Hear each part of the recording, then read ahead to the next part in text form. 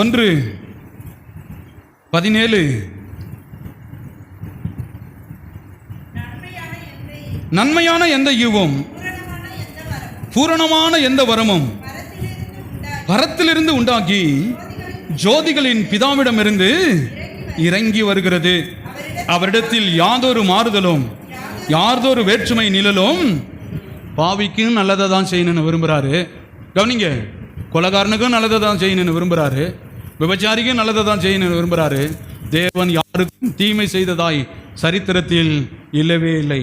அதான் சொல்றாரு, நன்மையான எந்த ஈவும். இன்னைக்கு ஒருத்தன் நல்லா இருக்கிறான் அப்படின்னா அவங்க அப்பா அவங்க அம்மா அவனை வழிபடுத்தல.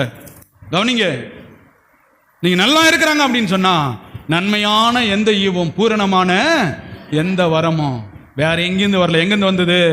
தேவ வார்த்தையிலிருந்து இறங்கி உன் குடும்பத்துக்கு, உன் உள்ளத்திற்கு, உன் பிள்ளைங்களுக்கு.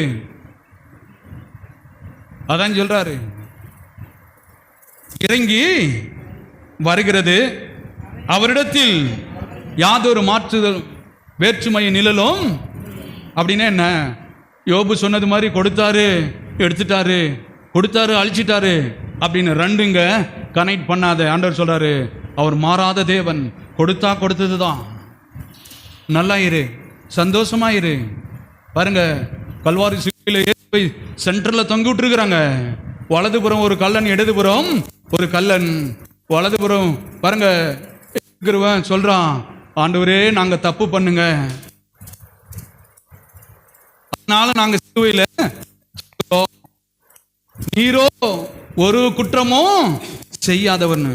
இடது பக்கத்தில் இருக்கிறவன் சொல்றான், அப்பயும் பாருங்க ஆணில அடிச்சு தொங்கிட்டு அப்பயும் திமிரு அவனுக்கு அடங்கல. பாருங்க, அவன் சொல்றான், நீ தேவனுடைய குமாரனா உன்னை என்ன பண்ணிக்க, ரட்சித்த உன்னை ஏன் இப்படி தொங்கிட்டு இருக்கிறாங்க, நீ ஏன் இப்படி தொங்கி இருக்க?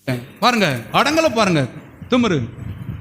நம்ம ஆளுங்க பாருங்க, சரியான வசதி இல்லைன்னா கூட என்ன பண்ணும், அந்த பேச்சு எப்படி இருக்கும்? அப்படிதான் இருக்கும். அப்பதான் சொன்னார், வலதுபுறவனை இருக்கிறவனை பார்த்து, சபைக்கு போய் வார்த்தையை கேட்டே இல்லையே தெரியல, ஞானஸ்தானம் எடுத்தே தெரியல, இன்றைக்கு என்னை குறித்து உணர்ந்தபடினால் இன்றைக்கு என்னோட பரதேசில் இருப்பாய்.